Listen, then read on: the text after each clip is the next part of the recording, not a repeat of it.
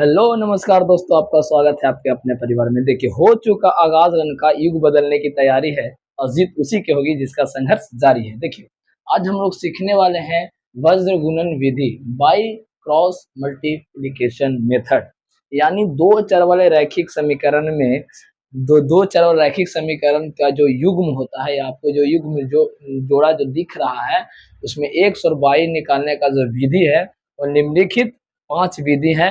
पहला विधि है तुलनात्मक, दूसरा विधि है प्रतिस्थापन, तीसरा विधि है लुप्तीकरण, ये चौथा विधि आपका है वज्र गुणन और एक और विधि पांचवा है वो है अनुपात निर्णय विधि। तो इस वीडियो में हम लोग वज्र गुणन विधि यानी बाय क्रॉस मल्टीप्लिकेशन मेथड को कवर करने वाले हैं। ये काफी इंपॉर्टेंट इसीलिए हो जाता है दोस्तों, जो पिछले कुछ साल से जो मैट्रिक का एग्जाम है उसमें प्रॉपर रूप से यही विधि का प्रयोग किया जा रहा है। एकदम कहने का मतलब है कि फरमाइश कर देता है कि इसको वज्र गुणन विधि से हल कीजिए, इसको वज्र गुणन विधि से हल कीजिए। तो इसको पढ़ना इतना ही इम्पोर्टेंट हो गया है, ये शायद 2 या 3 नंबर का या 5 नंबर का रहता है और इसको इतना बेहतरीन ढंग से ट्रिक के माध्यम से इसको ऐसा सेट करेंगे माइंड में कि भूलना तो मुश्किल हो जाएगा, भूलिएगा तो संभव ही नहीं कि भूलना है। तो शुरू करते हैं, चलिए इसको बनाने का। देखिए, सबसे पहले तो दिया रहेगा यहाँ पे समीकरण, एक पहला एक दूसरा। तो क्या करना है, सबसे पहले समीकरण में आपको चेंजेस यही करना है कि x माइनस 3y बराबर 5 दिया रहेगा, ठीक है।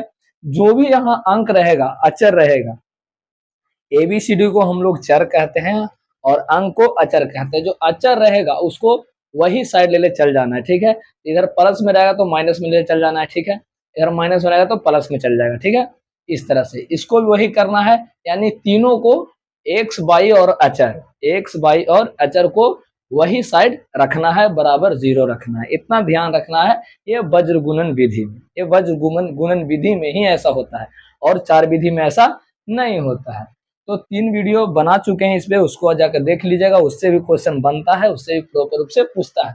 लेकिन फिलहाल ये ट्रेंडिंग में है, वज्र गुणन विधि ये ज्यादा पूछता है। अब देखिए, तो सबसे पहला काम यही है कि सबको वो साइड ले ले चल जाइए। उसके बाद क्या करना है दोस्तों, इसमें नामकरण करना है। ये जो पहला में दिख रहा है एक्स का गुणांक, कि कुछ नहीं, यहाँ पर कितना है, 1 है। कितना है, 1 है। तो यहाँ पे A1 होता है, उसके बाद A2 होता है, B1 होता है, B2 होता है, C1 होता है, C2 होता है। ये होता है आपका, ठीक है।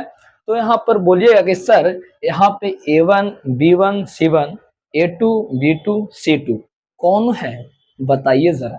तो सुनिए जरा, कौन है जो, देखिए A आपका A1 है, A आपका A2 है, A आपका B1 है, A आपका B2 है, A आपका C1 है, A आपका C2 है, ठीक है। तो A1 कितना है, 1 है। A2 कितना है, 3 है।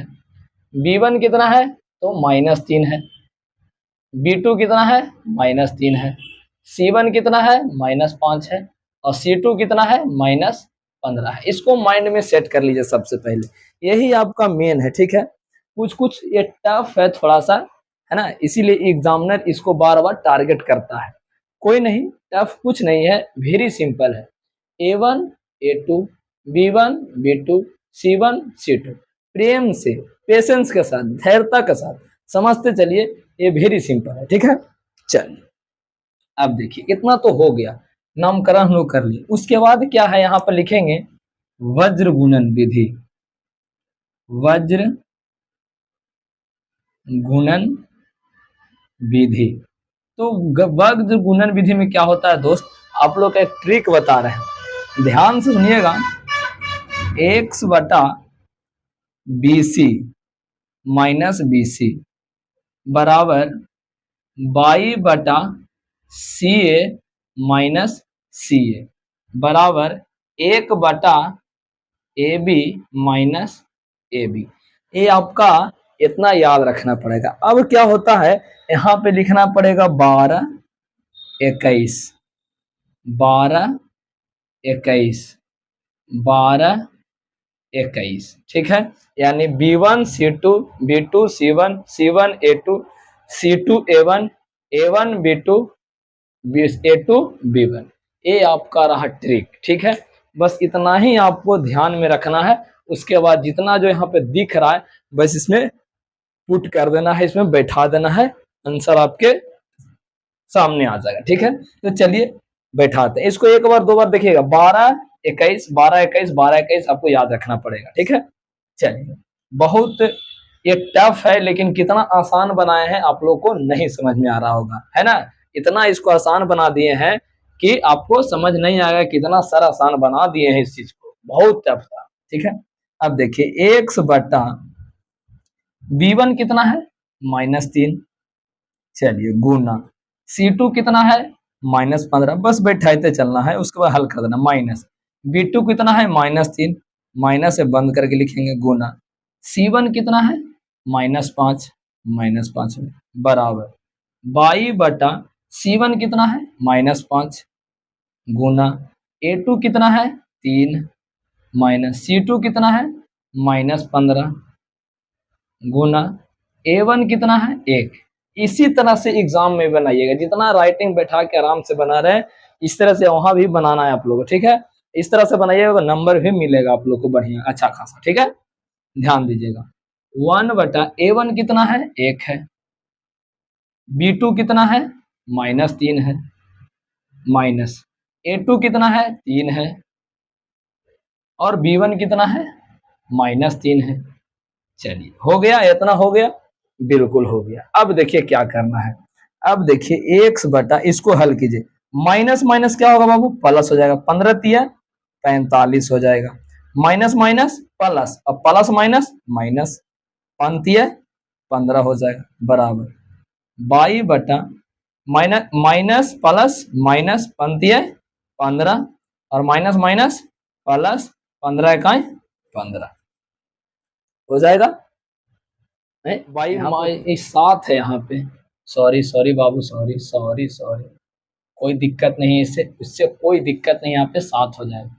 वही तो C1 जहां जहां है 7 बिठा देंगे। ठीक है, क्वेश्चन गलत उतर गया था इसीलिए ऐसा हो गया, हटा देते हैं C1 जहां जहां है उसको हटा देते हैं। ठीक है, इससे कोई प्रॉब्लम नहीं है, कोई प्रॉब्लम नहीं है। चलिए C1 कितना है -7, तो -7 हो जाएगा यहाँ पे। ठीक है, यहाँ पर C1 कितना है -7 हो जाएगा। ठीक है, कोई दिक्कत नहीं है, उसके बाद कहीं नहीं है। ठीक है, अब इसको बनाइए, हो जाएगा माइनस माइनस प्लस 15 तिया 45 और minus minus plus plus minus minus 7 21 हो जाएगा। ठीक है, 7 21 हो जाएगा यहाँ पे, और माइनस माइनस प्लस हो जाएगा, 15 इकाई 15, -3 हो जाएगा, यहाँ पे 3 3 9, ये तो ठीक ही था। ठीक है, अब देखिए यहाँ पे तभी तो कहें जीरो कैसे आएगा, नहीं आएगा ना। 45 में से कैसे जाइए, तो 5 में से 1 गया 4 बचेगा, और उसके बाद 4 में से 2 गया 2 बचेगा, यानी 24 बचेगा। ठीक है, यहाँ पे 21 में से 15 जाएगा, कितना बचेगा 6 बचेगा, तो -6 बचेगा, और यहाँ पर हो जाएगा 1/9 में से 3 गया 6 बचेगा। अब देखिए सब आपस में बराबर है, तो यहाँ लिख सकते हैं 1/24 बराबर 1/6 कौमा 22/-6 बराबर 1/6। ठीक है कि नहीं, आपस में सब बराबर है, तो इसके बराबर ये हो जाएगा, इसके बराबर ये हो जाएगा, 6 चको 24 कट जाएगा बाबू, 1 से काएं 1, तो 4 इकाई 4, 6 से 4 कटेगा, यानी 22 इकाई 22, तो 1 इकाई 1 हो जाएगा। समझ में आया कि नहीं आया, बस यहाँ पे क्वेश्चन -5 लिखा गया इसलिए यहाँ पर 0 आ रहा था, उससे कोई दिक्कत नहीं होने वाली है। ठीक है, तो समझ में आएगा नहीं, फिर से देखिए समझा देते हैं, समझिएगा। देखिए सबसे पहले जो समीकरण दिया रहेगा उसमें जो भी बराबर की साइड अंक रहेगा उसको ए साइड लाना है, अगर माइनस में रहेगा तो प्लस में, प्लस में रहेगा तो माइनस में। ठीक है, इसको पहला काम उस साइड ले जाना, बराबर 0 0 होना चाहिए। ये समीकरण पहला और ये समीकरण दूसरा। ठीक है, ये पहला काम आपका हो गया। उसके बाद क्या करना है, नामकरण करना है, A1 है A2 है, B1 है B2 है, C1 है C2 है। ठीक है, यहाँ पे नामकरण कर दिए। उसके बाद क्या है, उसके बाद लिखना है वज्र गुणन विधि, वज्र गुणन विधि से। वज्र गुणन विधि में क्या लिखना है आपको, x बटा BC BC BC और CA CA और AB AB। उसके बाद क्या लिखना है 12 21 12 21 12 21 12 21, ये आपका ट्रिक रहा। ठीक है, उसके बाद क्या करना है, देखिए x बटा B1 कितना है -3 C2 कितना है आपका -15 B1 B2 कितना है -3 हो गया कि नहीं। C1 कितना है तो -7 यहाँ पर बराबर y/C1 कितना है -7 A2 कितना 3, यानी कहने का मतलब जो भी दिया इसमें पुट कर देंगे, उसके बाद हल करके यहाँ पे आंसर ला देंगे।